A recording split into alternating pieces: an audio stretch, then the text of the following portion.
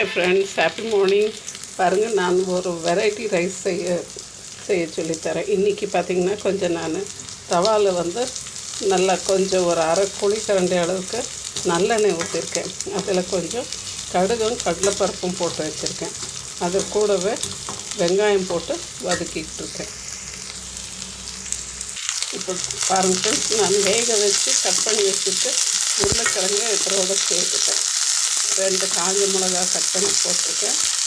ஒரு சின்ன உருளைக்கிழங்கு வேக வச்சு வச்சுருந்தேன், அதை கட் பண்ணி போட்டிருக்கேன்.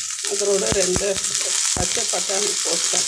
ஏற்கனவே இந்த பச்சை பட்டாணி எப்படி ப்ரிசர்வ் பண்ணுறதுன்னு சொல்லி கொடுக்குறேங்க. அந்த பட்டாணி நான் ஃப்ரீசரில் வச்சுருப்பேன்.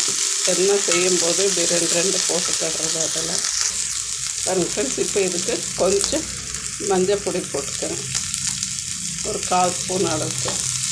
இதுக்கு தேவையான அளவுக்கு உப்பு சேர்த்து பாருங்கள் ஃப்ரெண்ட்ஸ். அடுத்து நான் தக்காளி போட்டிருக்கேன். தக்காளி போட்டு கொஞ்சம் தண்ணி தெளிச்சிட்டு கொஞ்சம் மூடி போட்டு வேக விடலாம், அந்த தக்காளி வதங்குற அளவுக்கு. பாருங்கள் ஃப்ரெண்ட்ஸ், இப்போது நான் இதில் பாதி உப்பு தான் போட்டிருக்கேன். இது தக்காளி நல்லா வதங்கி வந்துடுச்சு. இப்போ நான் எள்ளு பொடியை இடித்து வச்சுருந்தேன். அந்த பொடியை இதோட சேர்த்துடுறோம். இந்த எள்ளு பொடியில் நம்ம காரம் போட்டிருக்கோம், மிளகா போட்டிருக்கோம், உப்பு போட்டிருக்கோம், புளி போட்டிருக்கோம். இது எல்லாமே இதோட கொஞ்சம் சேர்ந்து வரட்டும். கொஞ்சம் நம்ம மூடி போட்டு மறுபடியும் கொஞ்சம் அதோட அந்த மசாலாலாம் பிடிக்கிற அளவுக்கு வேக விடுவோம். பாருங்கள் ஃப்ரெண்ட்ஸ், நம்மளுடைய எள்ளு, தக்காளி, வெங்காயம், அந்த உருளைக்கிழங்கு, பட்டாணி எல்லாமே நல்லா ஒன்றா சேர்ந்து வெந்து வந்துடுச்சு. இப்போ இதோட நம்ம சாதம் போட்டு கிளறிடலாம். சாதம் நல்லா பொழுன்னு இருந்தால் நல்லாயிருக்கும். ரொம்ப குழையாதபடிக்கு சாதம் இருந்துச்சுன்னா நல்லாயிருக்கும். சாதத்தில் கொஞ்சம் உப்பு போட்டு வேக வச்சு எடுத்துக்கிட்டோம்னாக்கா இன்னும் கொஞ்சம் டேஸ்ட்டு நல்லாயிருக்கும். மிக்ஸ் பண்ணிடலாம், சாதம் மிக்ஸ் பண்ணிடலாம் இதோட. பாருங்கள் ஃப்ரெண்ட்ஸ், நம்ம சாதம் போட்டு நல்லா கிளறி விட்டுட்டோம். இப்போ நம்ம கொஞ்சம் இதற்கு மேலே மல்லி செடி போட்டுக்கலாம். நம்ம தேவைப்பட்ட இதில் முந்திரி பருப்பும் வறுத்து போட்டோம்னா அதுவும் வாயில் கிடைக்கும்போது நல்லா இருக்கும்.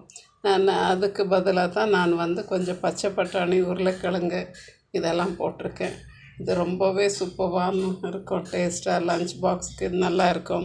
திடீர்னுட்டுன்னு என்ன குழம்பு செய்யணுட்டுன்னு யோசிச்சுன்னு இருக்கும்போது நீங்கள் இதை டக்குன்னு செஞ்சிடலாம். உங்கள் பொடி இருந்துச்சுனாக்கா நீங்கள் ஈஸியாக செஞ்சிடலாம். 2 மினிட்ஸ் தான் ஆகும் உங்களுக்கு.